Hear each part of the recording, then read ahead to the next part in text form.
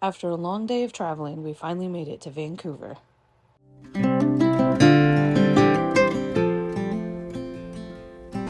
So our apartment is 12 stories up, and we have all of these skyrise buildings all around us. But what's really cool is the roofs of other buildings have grass areas. That one has its pool up there. But look at all these buildings with all these gardens and grassy areas and stuff. I hear that it's a city ordinance. I think that within every city block there needs to be so much green. So therefore they put these things on their roof. But even just other things like their pools. Like, why not use your roof when you don't have a yard?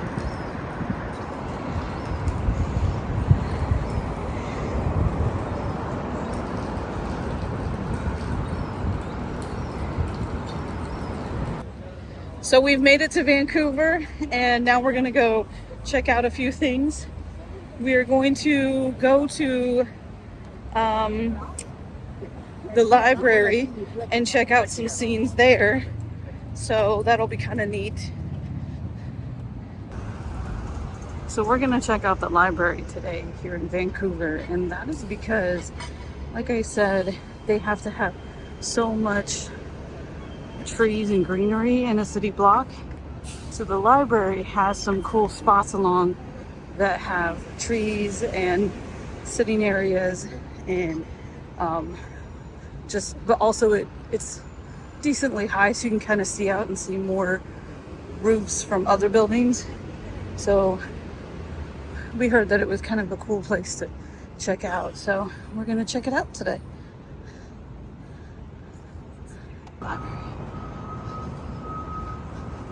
This is kind of interesting.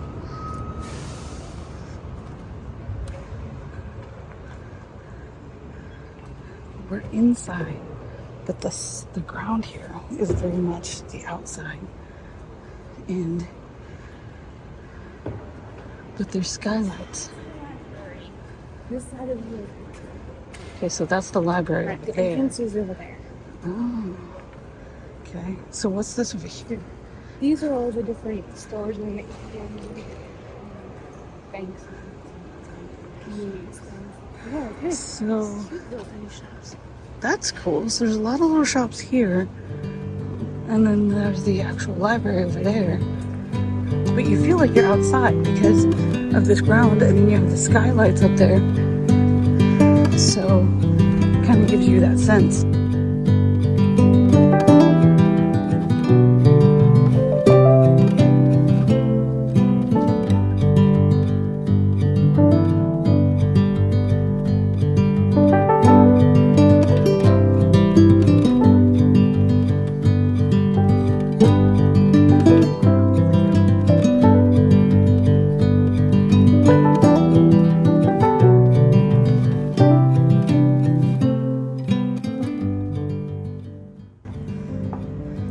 We are on top of the library right now. There is a garden up here. This is so neat. We have chairs and benches, so you can sit here, look out at the city.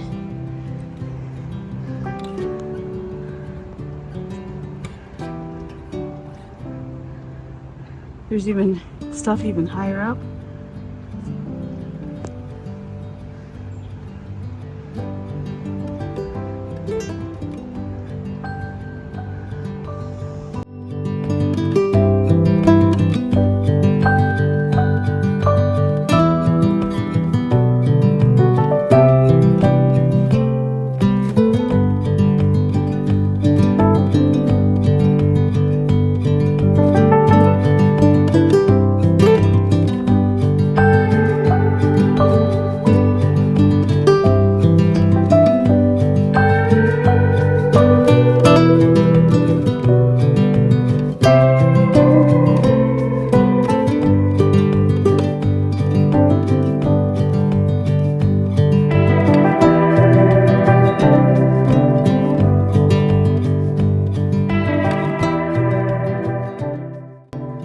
I really enjoyed all the architecture here. The buildings just had a lot of fascinating designs and things.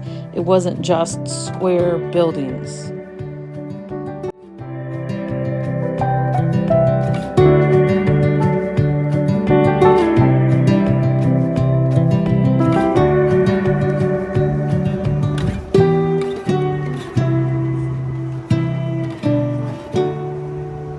So here we are on Water Street in Gastown.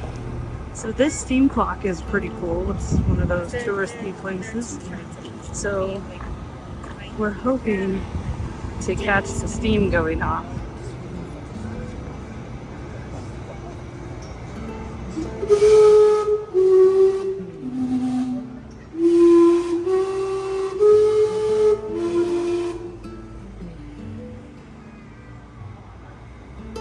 The city of Vancouver used to use a steam system to heat the city.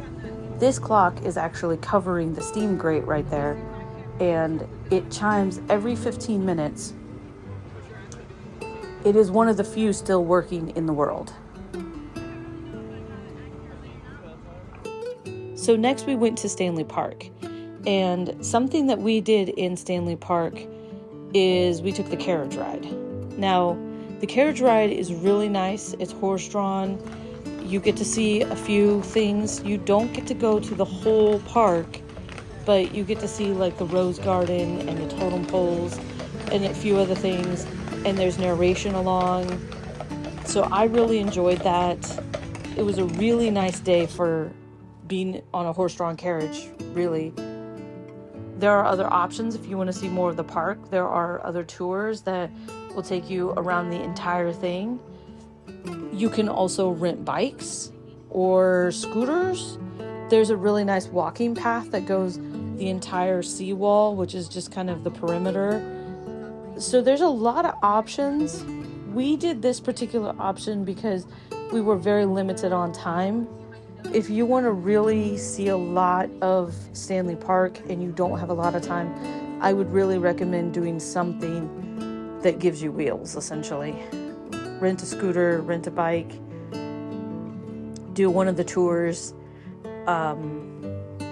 This particular tour, I think, was 50 minutes maybe. I don't think it was quite an hour. So it wasn't a huge amount of time, but you did get to see some key areas there in the park. And so that was a really nice thing to do that would give us a little bit of Stanley Park in a short amount of time.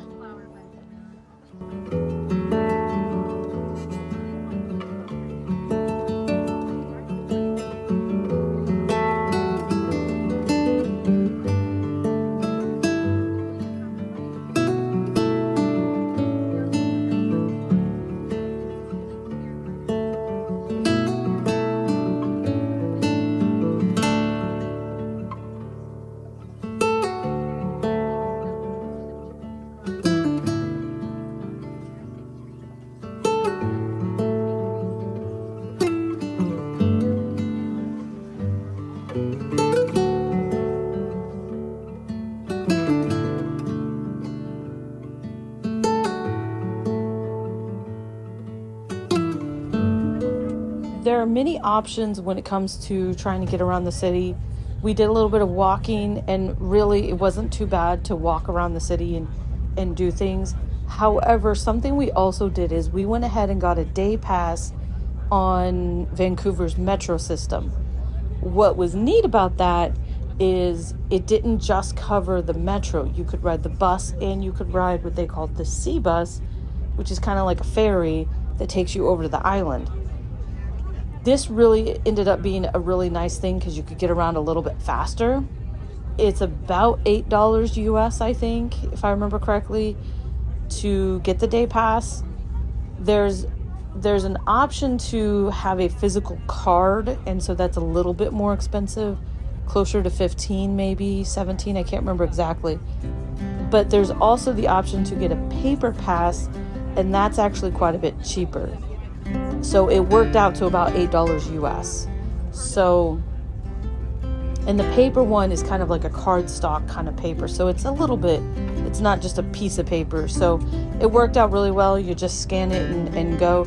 But it was really neat that you could use it on the bus and the C bus. And so it gave you quite a bit of options to do stuff. And that's a really reasonable price for touring the whole city and being able to go here and there. So that I would highly recommend if you go to Vancouver to do.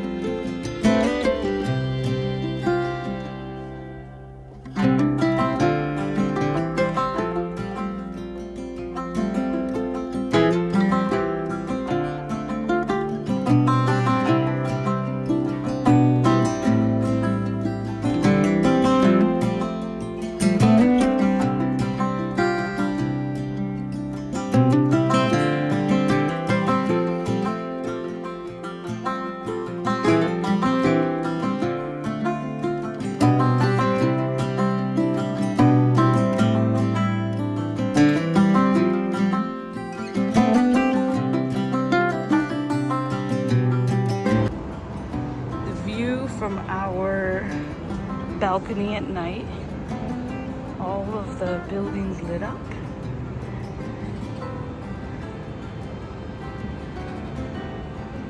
That one is cool because it's circled, it's rounded and angled because the lights.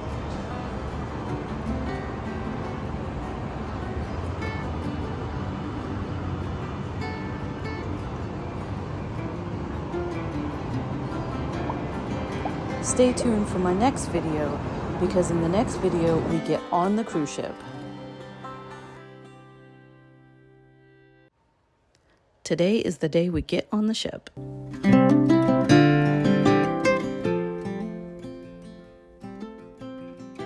Boarding day sounds really overwhelming, but they're there to help you and they just walk you right through the steps. There are a lot of things you can actually do ahead of time on the app for whatever cruise line you're doing. Going ahead and putting your passport information in, your birthday, like all these kind of bits of information you can go ahead and have in there, and then you can kind of skip parts of the line. If you would like to do it day of, they are there, they will help you. It's no big deal. This cruise line that we are on is a Medallion class cruise line. So we use these medallions, and those have a lot of cool features. You use your medallion to check yourself on and off of the ship. You can use your medallion to keep track of each other on the ship, your traveling companions. You can locate each other. You can use your medallion to make purchases on the ship. If you want to purchase specialty coffee drinks, if you want to purchase merchandise, whatever you might want to do that requires making purchases on the ship, you can use your medallion. You can also use your medallion to come into your room.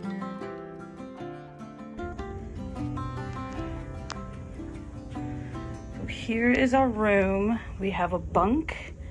So there's space for another bunk, so you could have 4 people in this room. The mirrors help make it seem like a bigger space.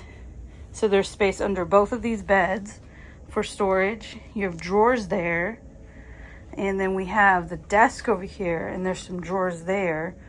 Let's take a look at outlets, because we know that is going to be, so looks like we have a couple outlets here. Let's see if there's any over here. Looks like there's a USB port there and a USB port here. That's good to know. This ship has recently been kind of remodeled. Down here we have some shelves. That's really good. So then the bathroom area, We have the closet with hangers already in here. Let's just take a look here because you have a mirror so you can check yourself out. Then we have this little shelf. There's actually a good amount of storage in here. So you have a shelf up here, you could put a little bit of stuff, maybe. So I'm gonna guess that this light switch is the light for the bathroom. So if your traveling companions are being obnoxious, you can always turn the light out on them. That's always fun. So we have a good sized shower in here. Looks like this one does not have shampoo. Oh yeah, it does. There it is. Shampoo, conditioner, all the things. Okay. So we have a couple of shelves up here. We got 3. That's cool. We have more soap. This is a decent sized counter actually. Got some mirrors. And then there's a shelf down here you can put some stuff. It's pretty good.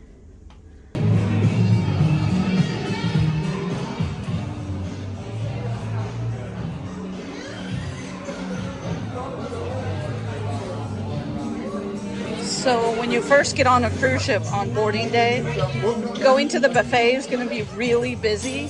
But coming somewhere like here, the International Cafe, you can get food much faster. So,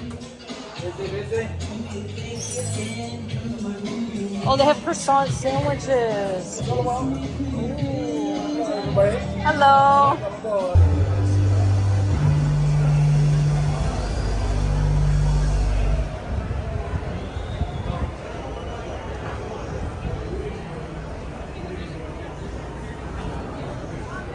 Look at that pool, man.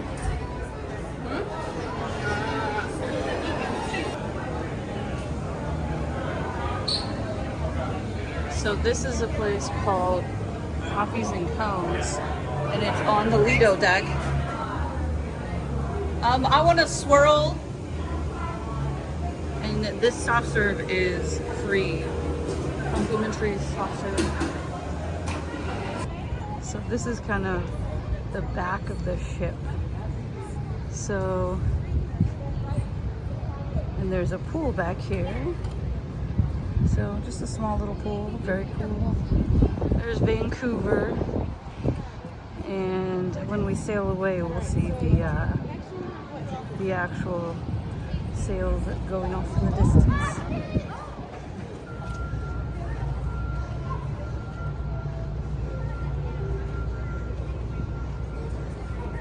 So there's all kinds of like areas over here where you can kind of sit, shade.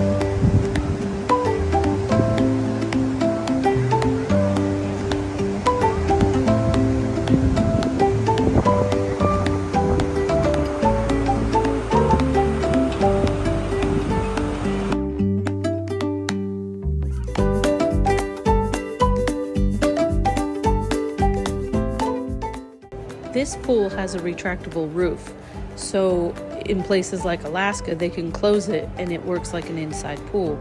So it's really fun to go swimming there. There are ping pong tables up here, which are fun to play. They even did a ping pong tournament while we were on the cruise.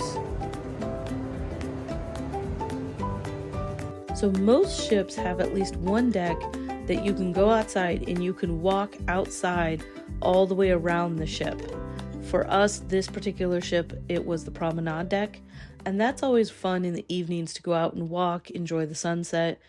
We were able to make our way to the front of the ship, which is kind of windy, but it was kind of fun to still get out there and see it. Something else that's really fun to do on a cruise ship is to explore. And in the evenings, right after the sun has set, there's usually not that many people outside. Everyone is kind of inside doing things. It's a little bit chillier sometimes around this time of night, but it's so much fun to just get out and kind of explore the ship. And it's really neat to see the ship when the lights are all lit up and all that kind of stuff. We even saw another cruise ship coming in, and that was really neat to see. Our cruise started off with a sea day. We are not going to be stopping anywhere on this day, so we're just on the ship. It was Sunday morning, and there happened to be a church service going on, so that was really nice to be able to attend that. For lunch, we ate at Alfredo's Pizza, which is a specialty dining place now, but at the time, it was complimentary. It was very good pizza.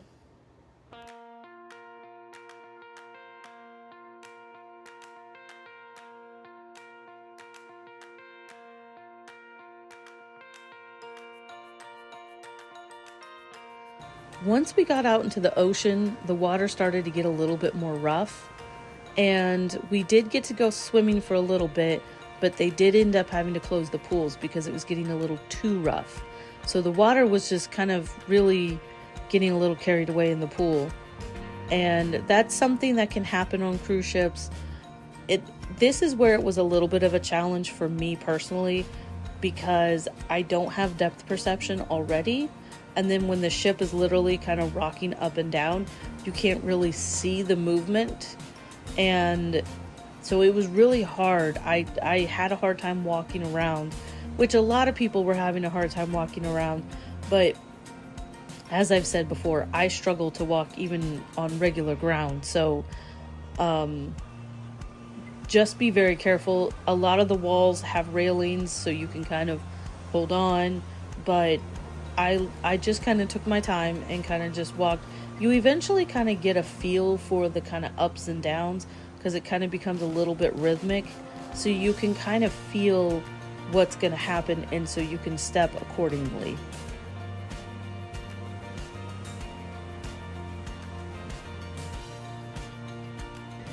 They have something called Movie Under the Stars, and they cover all of the pool chairs with thick cushions, and they give you a blanket and they'll put a movie on. And they had movies during the day. They also had movies at night. And so it was a really fun experience to sit outside and watch a movie.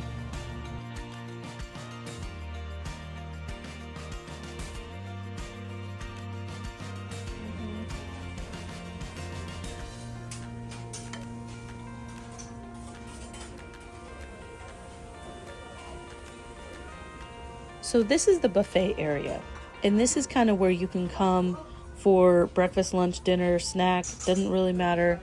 It's pretty much open all day, and they have two sides of it, so there's plenty of food, plenty of seating, and it's really nice because they kind of have sections. So like they'll have one section that has bread. They'll have one section that is maybe a small salad bar. So it's kind of nice that you can go to a particular area and get what thing you're kind of wanting to get. And there was a good variety of food as well.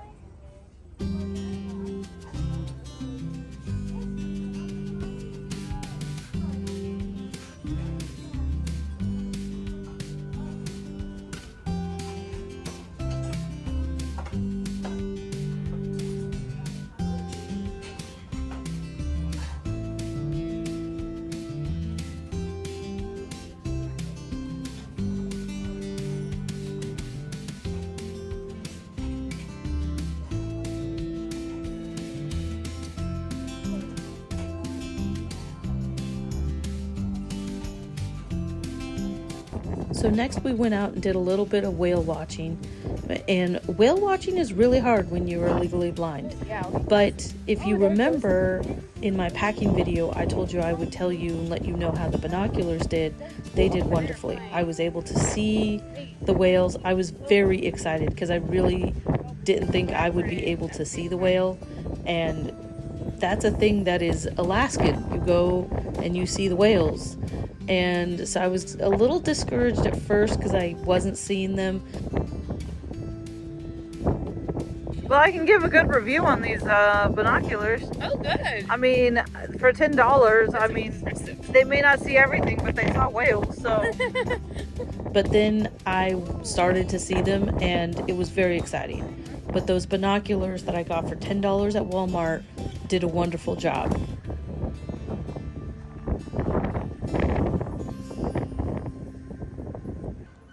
So this is the Piazza area, and it's kind of, if you want to say maybe a central hub, a main place here on the ship. There's a lot of things in this area. There's restaurants, lounges, bars, the jewelry store, the merchandise places, the international cafe, the desk area, like the help desk. So there's a lot of things right here in this area. This particular area is 3 stories that kind of make up this space. And so it can be a little loud. So that's something I would just caution you about, just because it is kind of loud in there when there's different activities going on. We actually would even check out the schedule and see if there's anything going on so that we knew, okay, you know, it's really loud. Let's not go over there right now. But there's a lot of things over in this area. So you will find yourselves walking through it or going there for just various different things. This is where Alfredo's Pizza is, the International Cafe,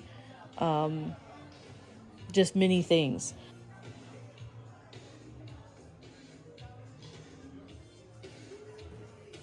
So this is basically day 1. Tomorrow morning we are docking in Ketchikan. So we will be getting off the ship and we will be exploring and kind of checking out a little bit of what Ketchikan has.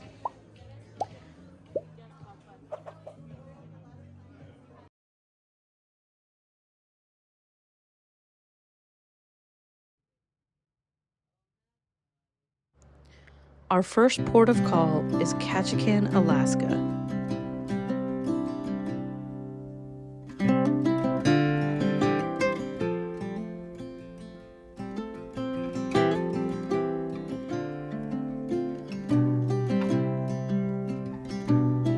Our first stop, of course, is coffee. Alaska Coffee Company is here in Ketchikan, and they have really good coffee.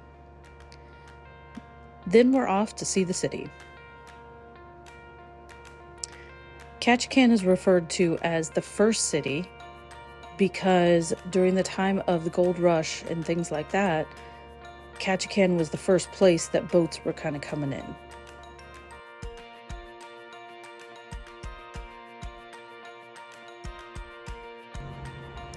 This is Creek Street, which is built alongside of Ketchikan Creek. This is where the big salmon run happens. Salmon come through here by the thousands. That is why Ketchikan is referred to as the salmon capital of the world.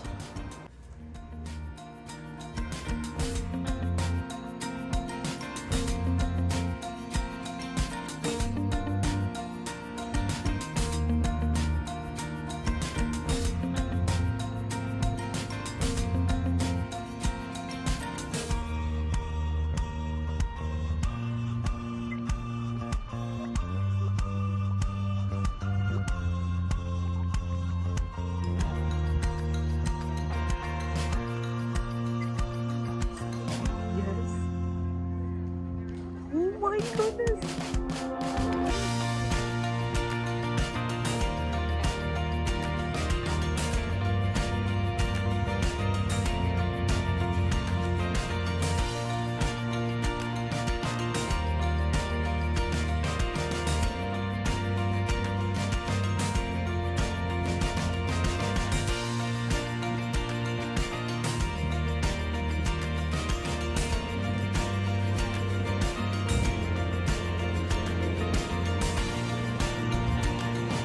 We found the salmon. I don't know if this is going to look very good, but hopefully it's turning out.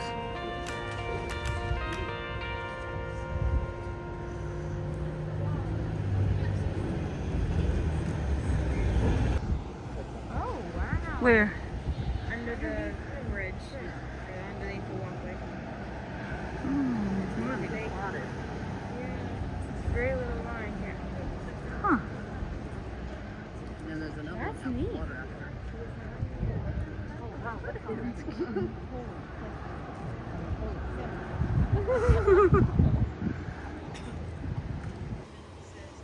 Salmon spawn in freshwater creeks. There started being less fish being born because different things like waterfalls, other type natural barriers would happen that wouldn't necessarily prevent the adult salmon from returning, because salmon return back to where they were born to then spawn. And so it wasn't preventing them. It was enough of a problem that fewer salmon made it from the previous year, and therefore fewer salmon would then be hatched. So these fish ladders were put in to kind of help give another way for salmon to kind of make it upstream and make it past whatever kind of things were going on.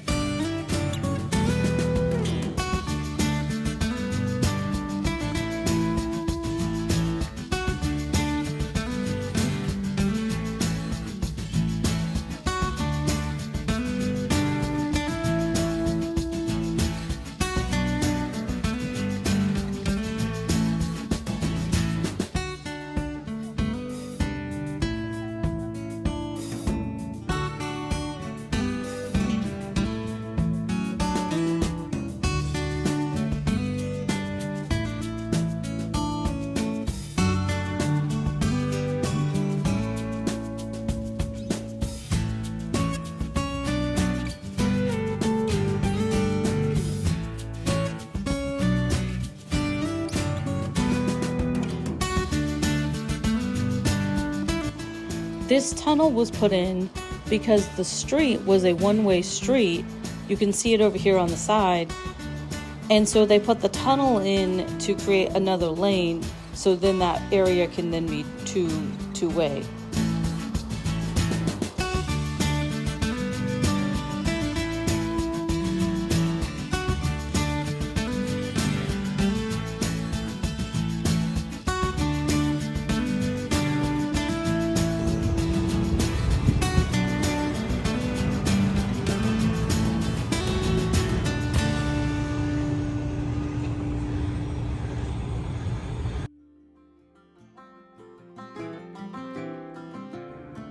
So an interesting thing about Ketchikan is it can only be accessed by sea or by air. And even that, these planes are seaplanes. So it's kind of neat to watch them land. Tomorrow we will be coming into port in Juneau, and Juneau is the capital of Alaska. So stay tuned, because that's going to be pretty fun. We toured around a little bit, but we were able to go on a whale watching tour. So stay tuned, because that's pretty interesting.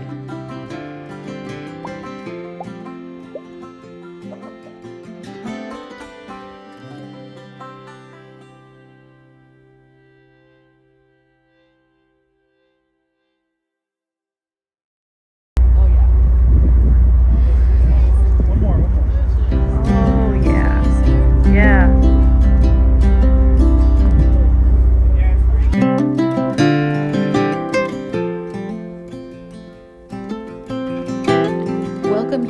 Alaska's capital city, Juneau. Our first stop, of course, is coffee. Just like most of Southeast Alaska, it was rainy here today, which is probably the weather you'll get when you come to visit. However, I will say, unlike places like Orlando, when it rains here in Alaska, it's almost like a heavy sprinkle more than a torrential downpour. Also, because of the low humidity, it's not quite as cold as 55 degrees in humid conditions would feel. We were able to see the Capitol building, and what's kind of interesting, for those of you who live in the lower 48, if you were to go to your Capitol building, you would probably have to go through a metal detector, just at least a little bit of a security check. But here in Alaska, that was not necessary. We were able to walk in, go on a self-guided tour, just kind of do our thing. In fact, there were signs on some of the doors kind of encouraging people, come on in, and if I'm in my office, come on in and have a chat. And I just thought that was really kind of neat.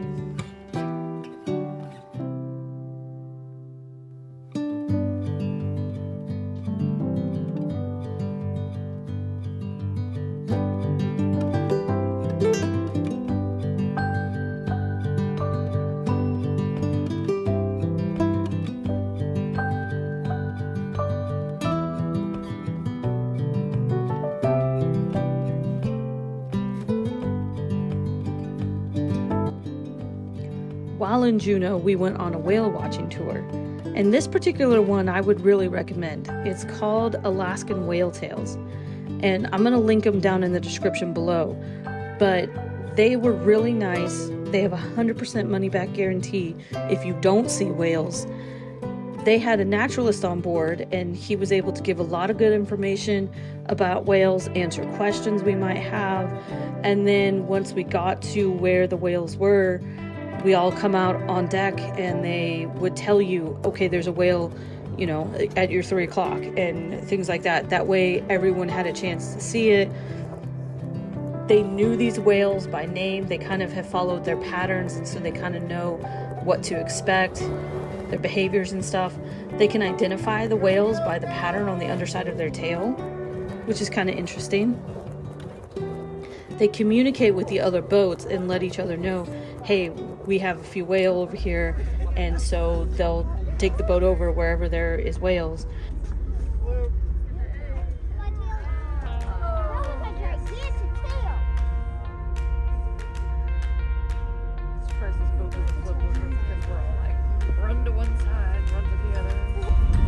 Being legally blind, of course, there are some struggles that come in when doing something like watching for whale and stuff. And like I've mentioned in other videos, you know, I've had some times of being a little bit discouraged at first because I wasn't seeing them. Oh, wow. I think I got that one. If you're new to the channel, I am a person with albinism, and so that's what causes my legal blindness. So sometimes I get a little discouraged when I can't see something and everyone else around me is seeing it. But eventually I did start to see the whale, and that was really exciting. Yeah. Also, it was really nice because since they were pointing them out, I was able to at least get in that general direction. And some of the video clips I got, I didn't even know at first that I was getting the whale, and I wasn't sure if I was catching the whale in the camera.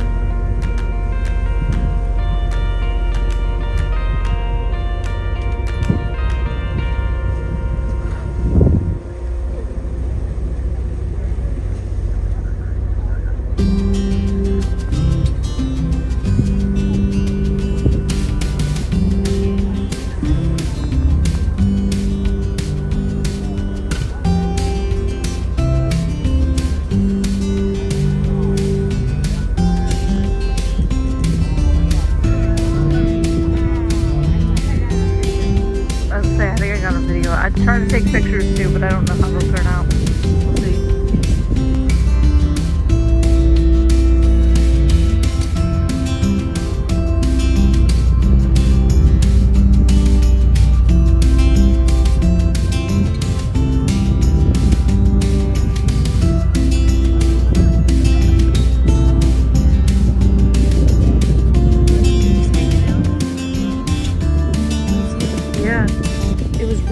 When we got done, they said that they had gotten a couple of really good close-up video clips of the whale diving, and for anyone who had an iPhone, they would airdrop it to them. Fortunately for me, I had an iPhone, and so these really close-up ones are from them. But that was really nice that they were able to share that with us. Again, since I can't see, I wasn't 100% sure that I would be able to catch it on film. So having that from them directly was really nice. Yeah, you guys see it? Yeah.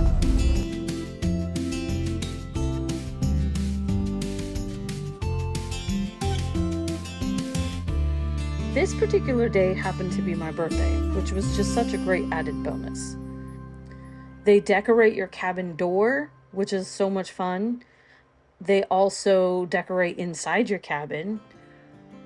If you eat in the fine dining room that night of your birthday, they sing to you and they give you this really cool cake.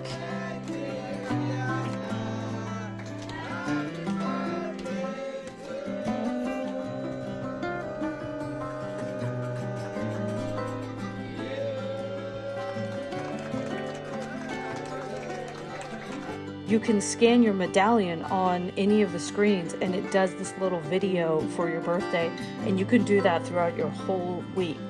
They also put it right here on the door when you come in and it registers your medallion at the door. They have a little thing there. Our next port of call is going to be Skagway. We take a train ride on the White Pass Trail, so stay tuned and check that video out.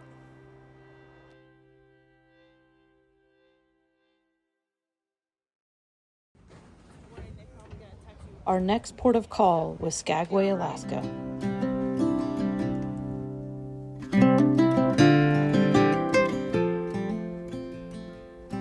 Normally when you dock in Skagway, you can just get off the boat right there on the dock and walk into town. But because there was a rock slide shortly before we came, they were not able to do that. So they used tenders. Tenders are smaller boats that they use to bring people from the ship and bring them to land. In this case, they just went ahead and used the lifeboats. Hopefully this is the only time I will find myself in a lifeboat. We are in Skagway and there is a little bit of blue sky patching out today. Good stuff. There's another ship, a couple ships in port with us.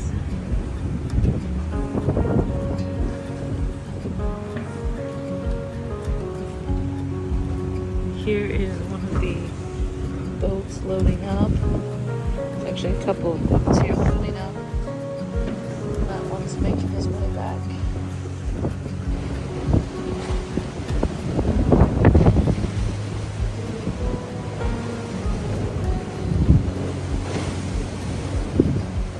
This might be the one we're getting on.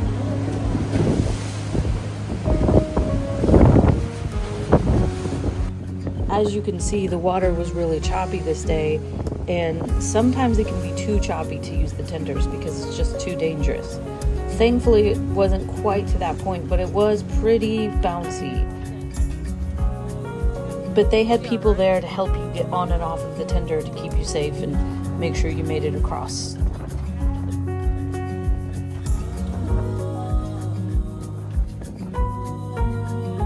Skagway is referred to as the gateway to the Klondike because this town was settled because of gold rushers coming in and trying to make their way up into the Yukon during the gold rush time.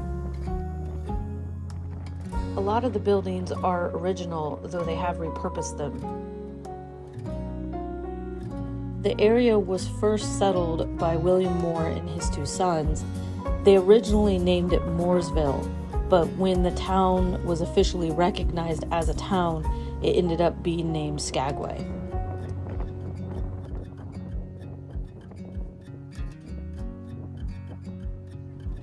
This is the cabin that William Moore and his 2 sons built.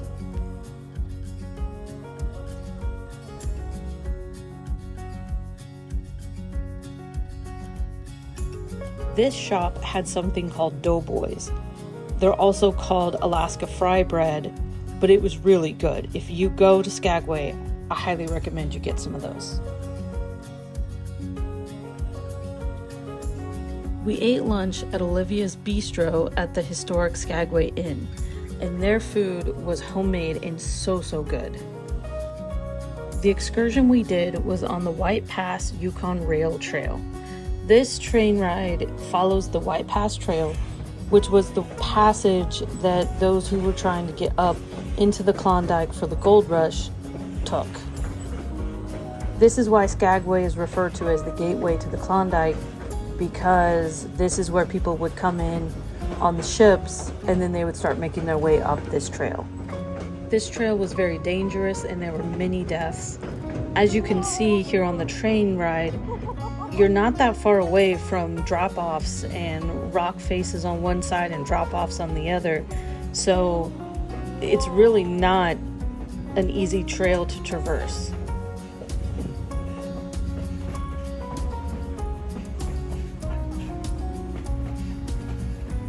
Over time, they got to the point where they were able to put in a rail system and have a train go up.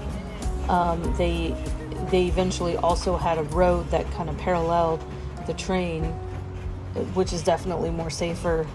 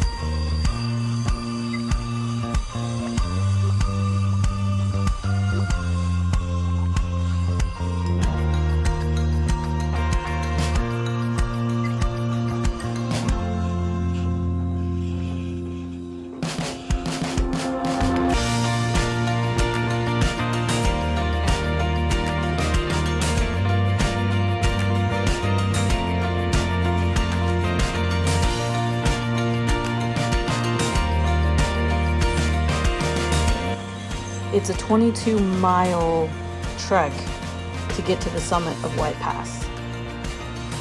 Up at the top, there is a Canada-US border crossing.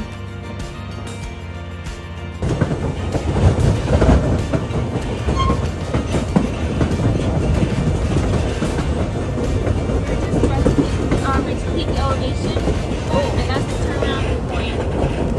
And then that's also like the border also. That's the what? The border for the U.S. Oh, cool. Ooh, look at that.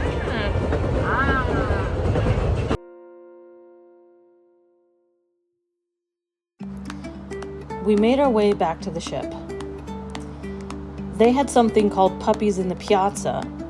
And what that is when the cruise ships come in, they bring these puppies on the ship because these puppies will one day grow up to run in the Iditarod. And because the Iditarod is a multiple day race and you're going to have volunteers on the trail, you're going to have veterinarians on the trail, they want these dogs to be very comfortable with just anybody touching them and things like that. And so they bring them on the cruise ship to help them to be comfortable with strangers touching them. I don't know if they do this on other cruise lines. I know they do them on princess ships, but it's kind of fun. You get to pet them and hold them, and they get that opportunity to feel comfortable with strangers.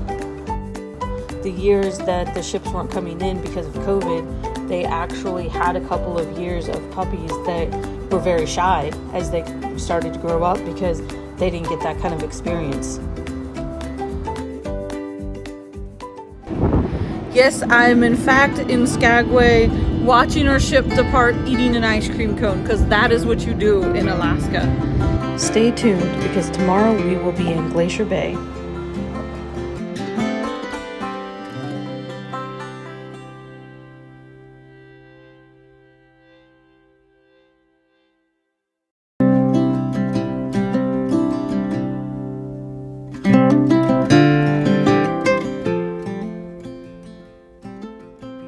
We had 2 scenic cruising days on our cruise.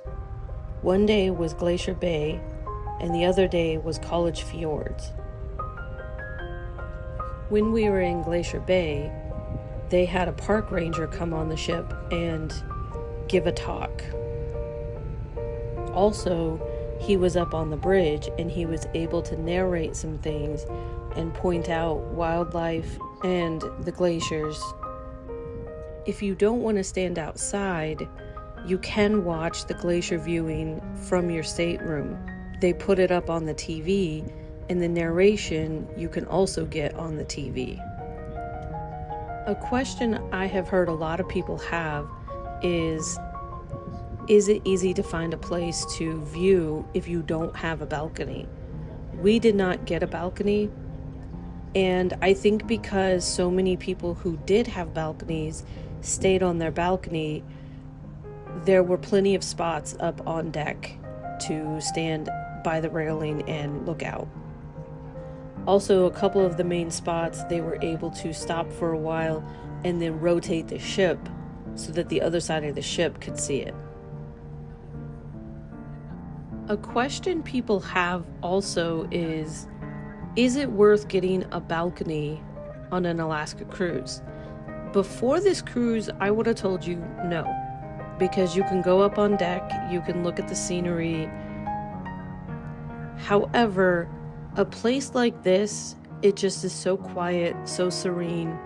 When you're out on deck, there's a lot more noises, there's more people, there's talking. But if you have a balcony, you can be on your balcony and it really just be very peaceful. I really feel like that would actually fit this kind of a thing. Even the wildlife enjoy the beauty of Alaska. This bird's been sitting up here for like 5 minutes. We were only in Glacier Bay and College Fjord for a handful of hours on those respective days. So there were still chunks of the day that we were able to treat like a sea day and do some things on the ship, other activities and things like that. We also got a chance to kind of explore the ship a little bit more and a little bit of an opportunity to test out some of the Medallion features. So I'm going to put those in a separate video just to kind of keep this video a little bit shorter and a little bit more focused on the natural beauty that is in Alaska. So stay tuned for that video because that will be my next video.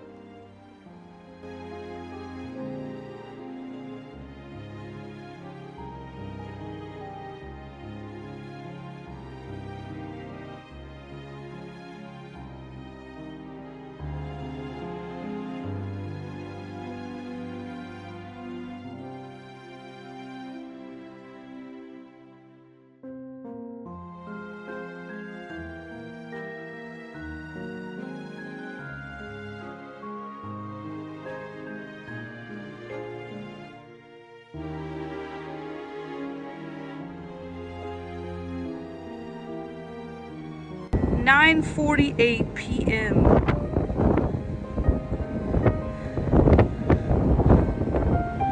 and it is still this light.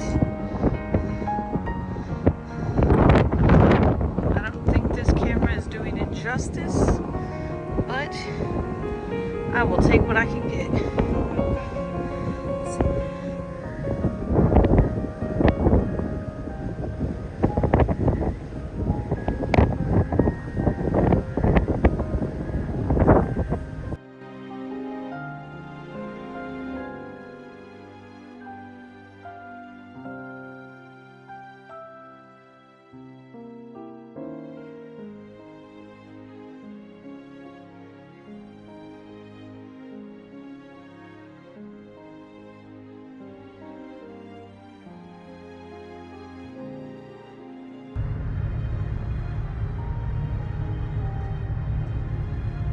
10 o'clock at night.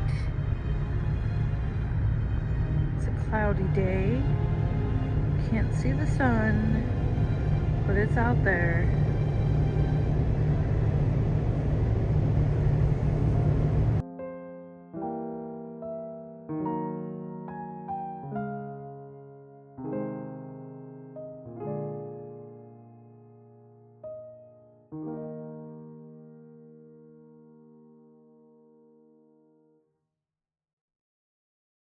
We took time today to explore the ship some more and to play around with the Medallion features. The first thing is that it will unlock your door as you approach. No room key needed. You don't even have to do anything with your Medallion. It just senses you're coming. The light turned green.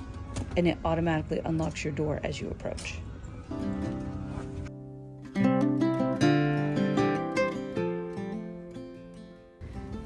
So we are sailing on a Medallion class ship. And I guess I should say we're cruising on a Medallion class ship, which means we have these fancy little medallions that everybody has. Now, one of the things you can do with the app is locate each other. So we are going to test that out today. So one of us has gone off and hid, and the two of us are going to try to find her. So, okay, so you go into the app. And, well, you can just do the thing down here. This one. Compass. Yeah, compass. You can see the ship, and then you can locate. And then you can locate just your shipmates, which you can link each other. So we're going to pick our shipmate. And, okay, where does it say she is? It says she's back by the terrace pool. Okay. We're going to go to the terrace pool and see if we can find her. What floor is that? It's 12. 12. So we're going up. Let's see how accurate it is. Actually, we're making this a game, so she's gonna stay there for 2 minutes before she moves, and we're gonna see how long it takes for us to find her. We're approaching aft. Let's see. First of all, let's see if this is where we're going, and let's see if we can find her here. Okay. We've never been to this part. Oh, crew area, interesting. Oh. So this, I think, we're one of those YouTubers who's like, this is a great spot. Same price. So right out here we have the glaciers. We are coming out of Glacier Bay today. So we've already seen John Hopkins and Marjorie. So we are making our way out of Glacier Bay. So that's why we have decided to start playing this game. This is the back of the ship. There's a pool back here. A couple other places. Is this where we think she is? This is where her dot was when we first opened the app. Okay. So. But it has since moved. Alright, where has she moved to? I don't know. We're gonna check. We're gonna check. It says we're here. Mm-hmm. So that's good to know. It's good to know that we are here. It's That's caught up to us. Oh, that's good. That is good to know. Let's see, it's not registering her on 15. Let's check 14. Forward is the pool. Let's try 16. Let's try, there we go, locate. She's not on the very top deck.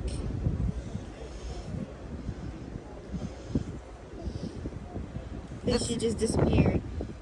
Well, she must have gone with the park ranger. So this is pretty neat because once you hit locate, you can swipe through the decks because we actually have 6 people total in our group and we're not all in the same area. We have 3 rooms between the 6 of us and it's 2 different floors. So if we're looking for each other, we can swipe between the floors to kind of try to find each other. Showing up again by the terrace pool, so. Is that this? I guess it just wasn't, yeah. Okay, so maybe she's around here somewhere. She's probably watching us. You're by our elevator. Oh, well, Elevator. that's sad. I didn't know I was in 2 places at once. So it definitely still has some glitches because it doesn't always register people exactly where they are when they are. So you kind of have to kind of keep going in and out of it to like really get a little bit more real time. We have had a little bit of challenge finding others in our group because this morning actually we kind of had a situation where we were trying to find each other and we were both using the locator, but the problem is by the time it would register one of us, we would move and it would register the other one of us and the other one's looking for us in our old location. It was very confusing. So, because it's not real time, like, you know, it's not like it's literally going to follow your dot, but it's going to every so often refresh itself. So here's one of the poolside bars. This space in here is a little bit of extra seating for the buffet, but it's a lot of windows for glacier viewing and seating. This is kind of the overflow. Breaking news, it has updated that she is on deck 14. Wait, where are we? We're on deck 14, okay. But it shows her down just a little bit, so we're going to go through. We're gonna walk through the buffet and you can kind of get a bit of a view of the buffet. Here on deck, they have hand washing stations, which is really nice. They have them at both, like all 4 entrances. So here's the main seating area, and this is like the buffet part. Little sections. So it's not very big, but surprisingly, it never feels overly crowded, which I actually think is really neat. So.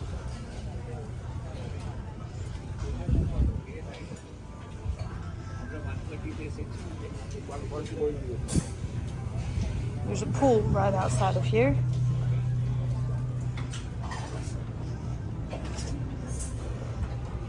This is the conservatory. And this is a covered pool. So it's a little bit warmer in here. There's a bar over here. Oh, so we're still looking for her. Okay, so now we're back up here, kind of where the first place. Oh, I think Lauren has spotted her. Let's see. I'm blind, so I have not seen her.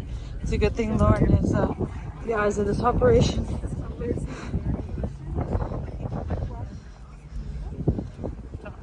So you can see down. It's the pool.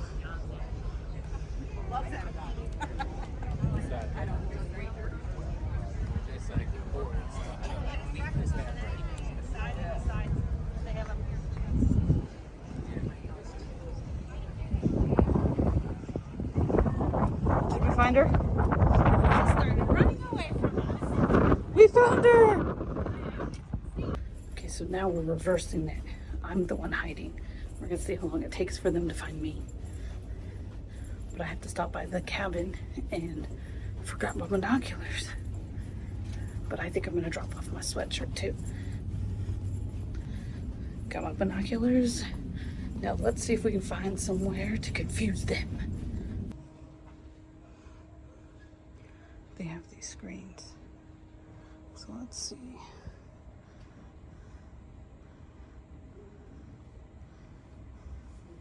Scan my medallion.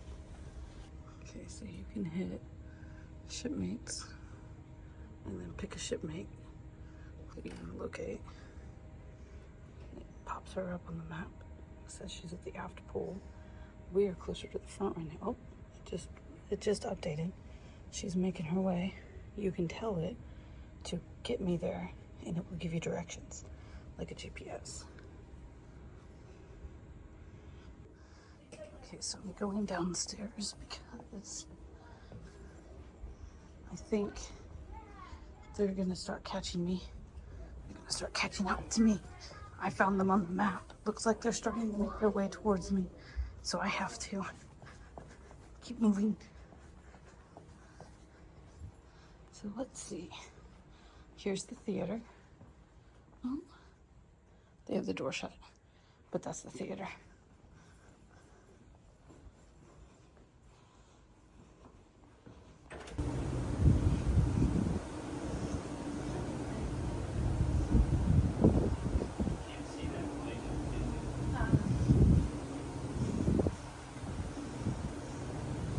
This is deck 7. It's called the promenade deck. It's a good deck for just sitting and looking out because they have chairs along the way. And it's a little bit protected from the elements. So if you just want to sit, relax, enjoy the scenery, this would be the deck to do it on. It's deck 7.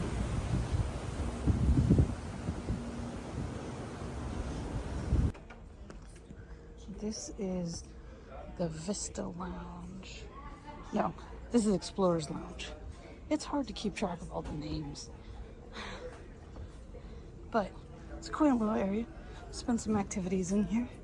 Just small little tables where you can sit and visit. It's really nice.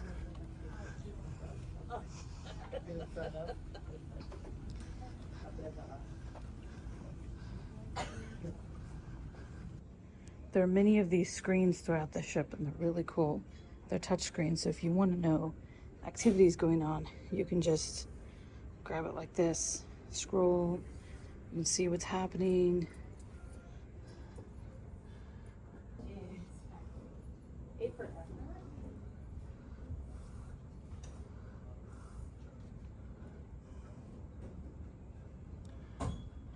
This yellow line is where we are now, and then you can scroll up to see what else is happening.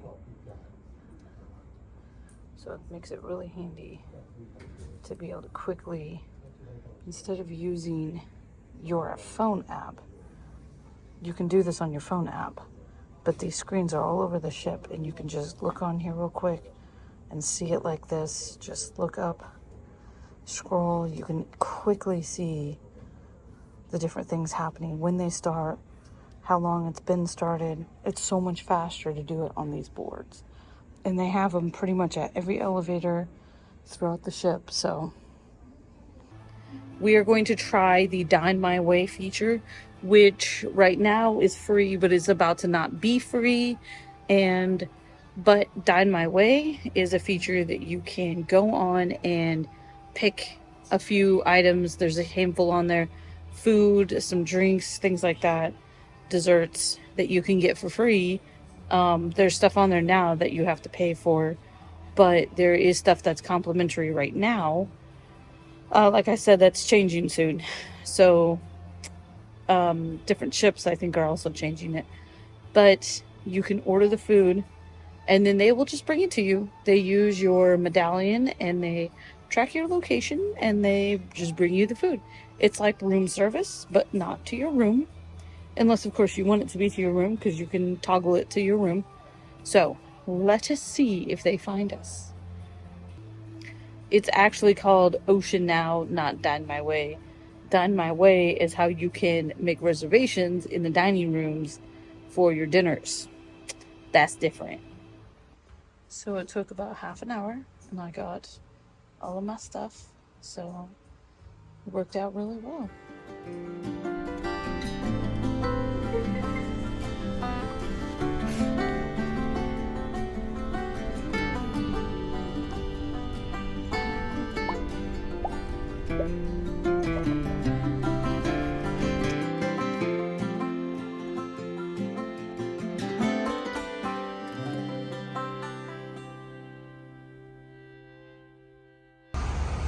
Farewell, cruise ship. Farewell. It was nice until we see each other again.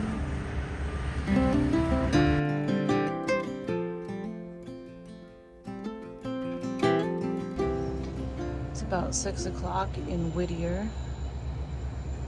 Overcast, kind of cloudy, foggy.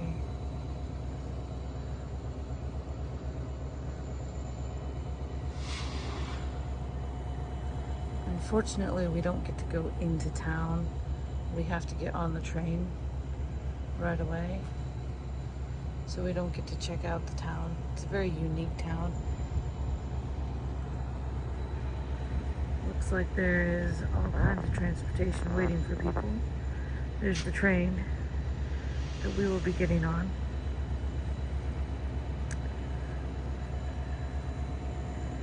That is the apartment building over there. It has all the residents of Whittier. So that is the town. It's got about 200, 300 people.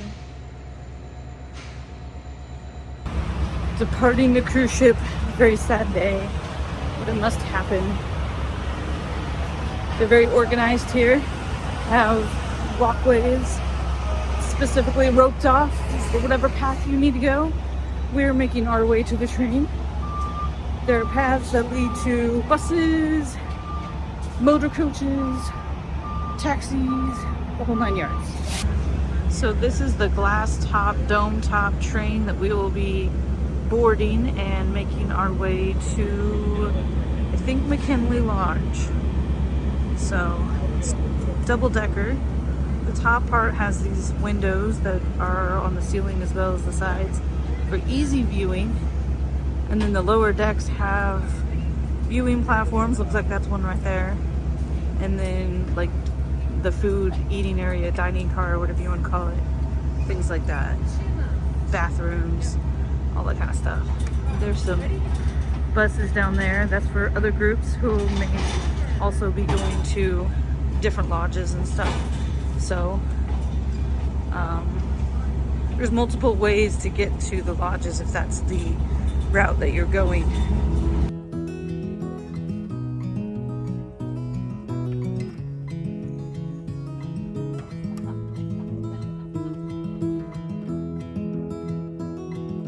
So like I said, about 5 minutes through this tunnel, about 2.5 miles. This is the longest combined use tunnel in all of North America. We will pop out of this tunnel, go through a very short valley, and into another tunnel. And that will be all the tunnels that we will do for the rest of the day. There are 8 safe houses in this tunnel. So they hold about 50 people each.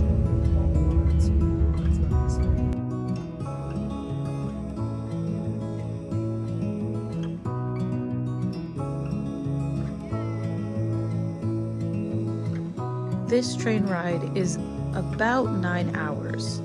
It's a fairly lengthy train ride. If you picked a different option to get from the ship to one of the lodges, it will not take quite that long.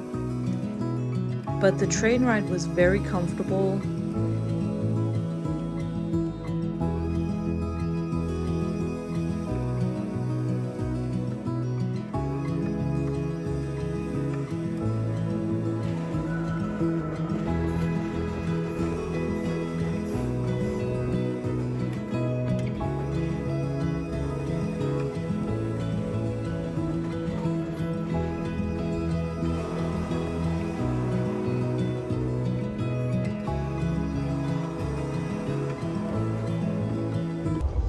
This is our train. So this is what happens when beluga whales get spotted.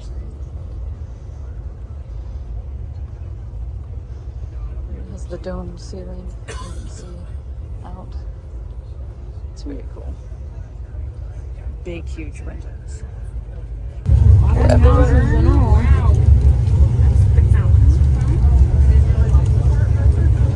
So this is Anchorage. It looks like any other place you would see.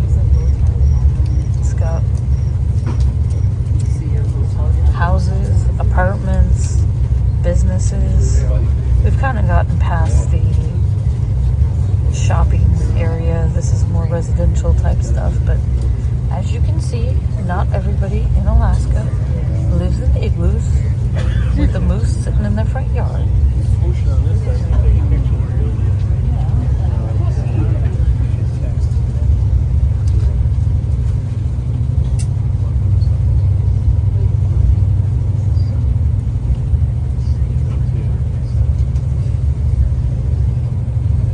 There were meals offered on the train. You could opt to do breakfast as well as lunch. You do have to pay for each meal. I did not eat breakfast. We went ahead and ate breakfast on the ship. Got one last, quote, free meal, which I would recommend. Just eat a really good big breakfast on the ship and then just wait till lunchtime because it'll save you a little bit of money that way. The cost of lunch was somewhere in the neighborhood of $15, $20. It does depend on what you order. If you're trying to be on the cheaper end, you're probably looking more like $15. If you're looking on the more expensive, more, quote, Alaskan foods, you might be looking at more like $25. There are also snacks offered. Again, cost a little bit of money, and beverages that you can get that are not during meal times. There are viewing platforms on the train, and those are a lot of fun. Each train car itself has a small viewing area, so you can just go downstairs and pop out there in the space that's between the two cars. But then there's a couple of bigger viewing platforms, but you do kind of have to go through the other cars to get to them. We did make our way to the end of the train at one point, and that was really neat. Sometimes it's just nice to get out and walk. It is a little bit cumbersome because you cannot pass through the galleys, and the galleys are at the bottom of each car. So you have to kind of go down a stairwell, move to the next car, go up the stairwell, walk through all of those people, walk downstairs, go to the next train car, walk upstairs. So it's not easy, but it's a nice little walk, and it gets you where you need to go.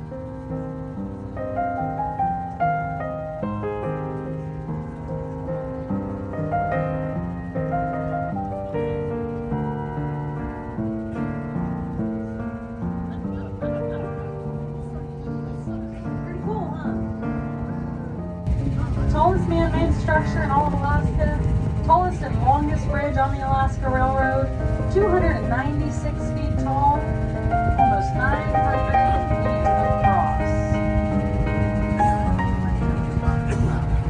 That bridge does go through 2 stress tests every day. You can give yourself a round of applause for passing the second one.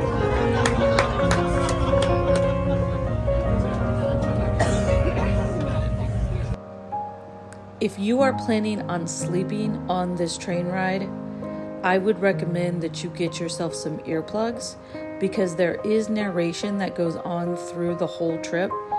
It is very interesting narration. I really enjoyed listening to the narration. However, if you really are more concerned about sleeping, because you do have to get up early that day, if you are wanting to sleep, I would bring some earplugs. The people on the train are very informative.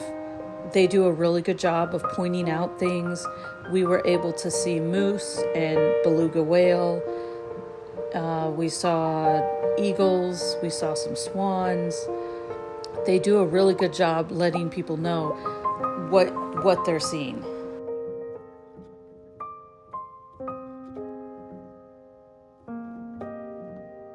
Stay tuned for our next video because we will be exploring Denali Lodge.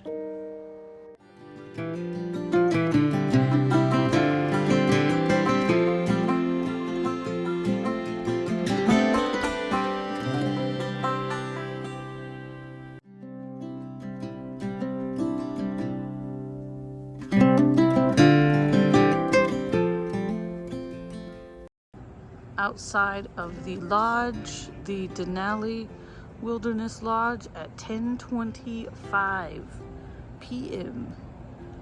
Alaska in the summertime, light outside.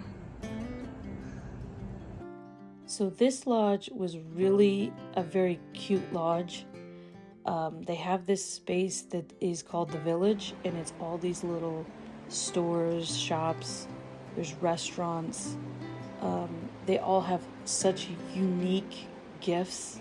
They have handmade things, they have Alaska made things, they have original artwork, handmade jewelries, just all kinds of stuff. They have a Christmas store that's just all Christmas things, ornaments, things like that. They even have like food type products. It's very cute little shopping. There's restaurants. The main lodge has a gift shop and a coffee shop with some food options there at the coffee shop, the front desk area.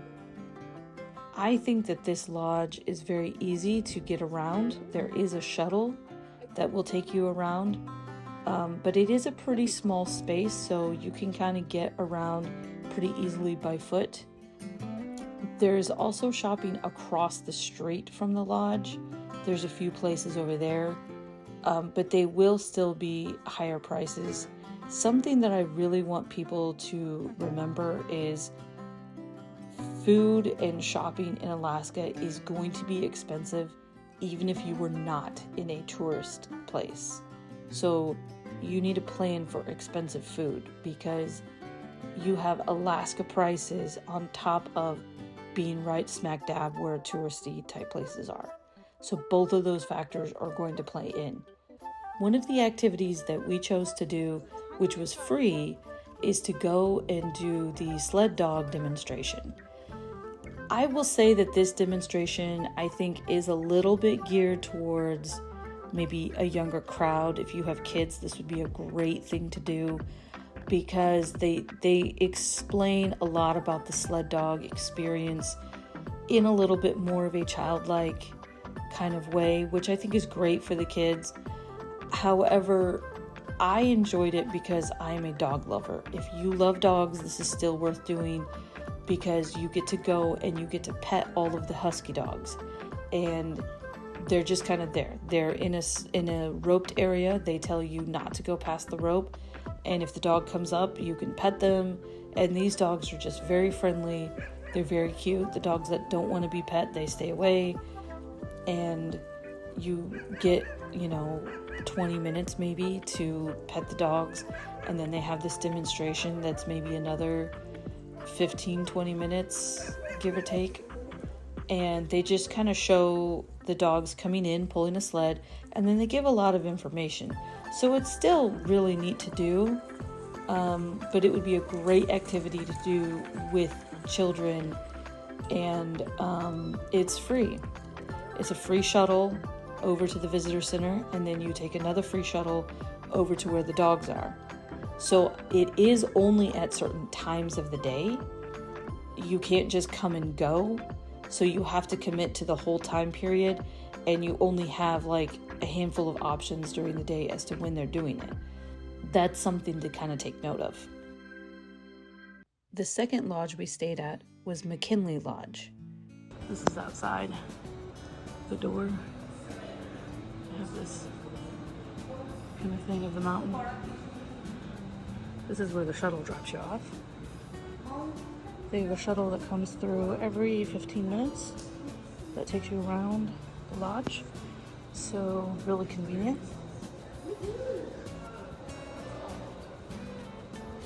I love these antlers on the doors. It's very cool. This is a snowman. It's very cute. I really like Christmas decorations. Doesn't that scare you?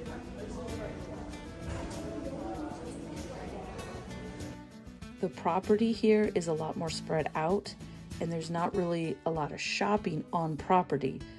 There's a shuttle that can take you to Talkeetna, which is about an hour away, and that is where you can do shopping. There are some restaurants, there's hiking trails, there's the tree house. There are things to do, but as far as shopping, that's not really here on property.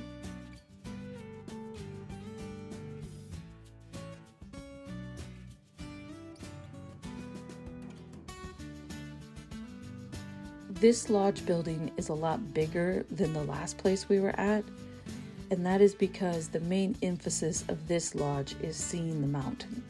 All of the chairs face that direction. On a clear day, you can see it from those big windows. This is the naturalist desk, I think.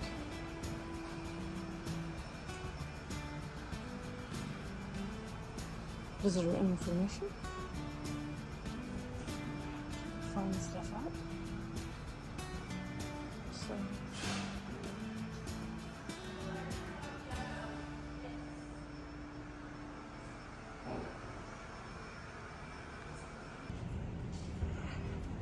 this here in this hallway, they have a timeline. Just a brief timeline of the mountain.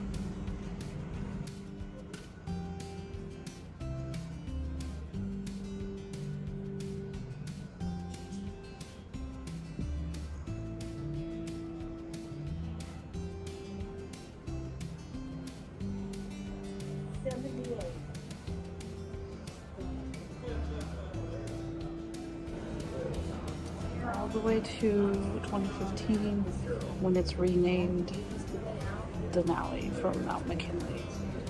And it's really pretty because they have the lights. So it's made to look three-dimensional. Well, I think it is three-dimensional, but so it's really cool. So this is a history of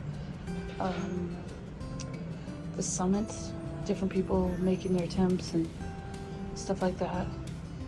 So it's really cool. All kinds of sitting areas in here. Another fireplace. I love the Christmas trees up everywhere. The bear. Everyone likes to rub it for good luck. All kinds of sitting.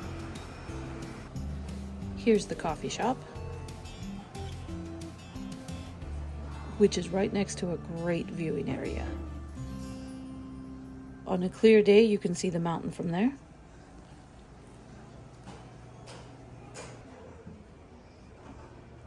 This place actually has a lot in it.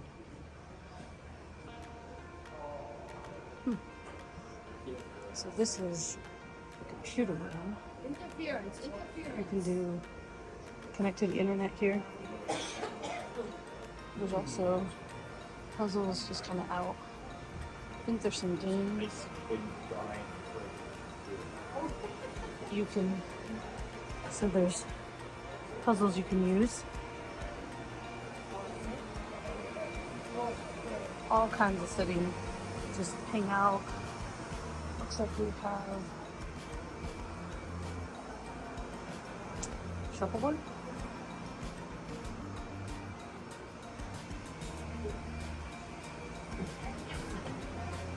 This place is really cute. Have a look here. There's this fireplace. It goes on both sides.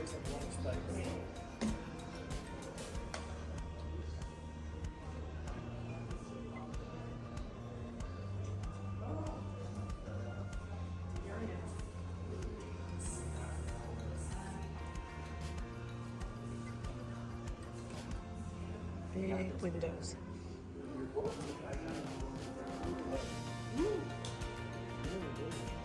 Here.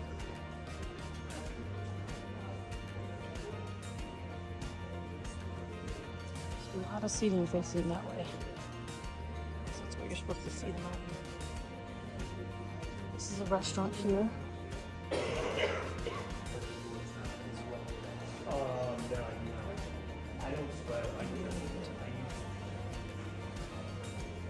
There's a restaurant back there. It's the buffet. All these pictures, they are so gorgeous.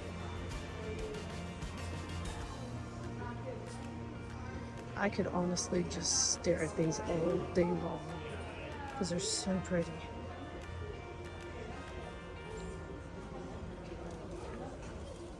This is the front desk. And here is the gift shop. Back here. Here's that timeline thing.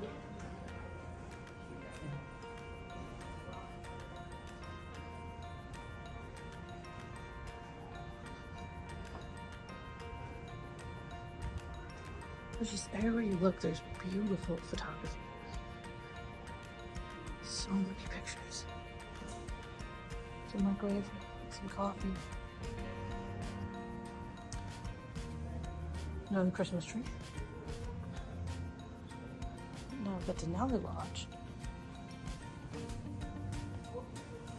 The Denali Lodge had a whole store just about. So if you want to come back next season, Just Christmas. sign up. All kinds of stuff. T-shirts, baby stuff, stuffed animals, socks, hats.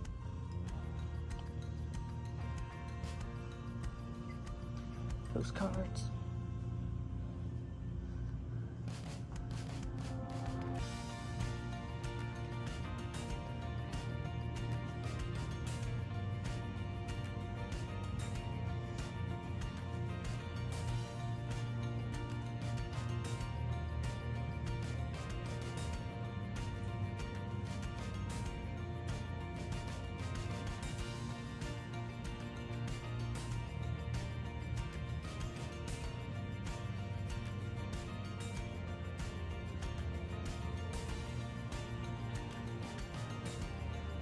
Ornaments.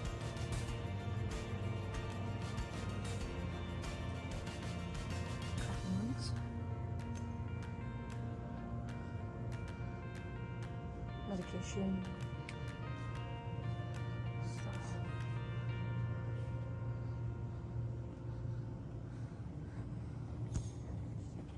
No, I just, my dad left his boat there. What? Denali's hiding. They have a list you can get on where they will call your room if the sun comes out, and they will let you know that there's visibility and you can come down and look at the mountain. They also have a list you can get on to see the Northern Lights, which we're hoping, because she said that 2 nights ago they saw the Northern Lights. It was at 2 a.m., but some things are worth it.